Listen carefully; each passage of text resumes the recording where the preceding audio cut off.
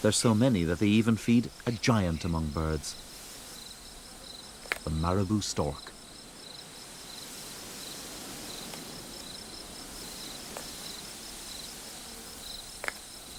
Such a population explosion of armyworms only happens every 10 years or so. All this commotion attracts Marabou storks. For a short time, they can enjoy easy pickings.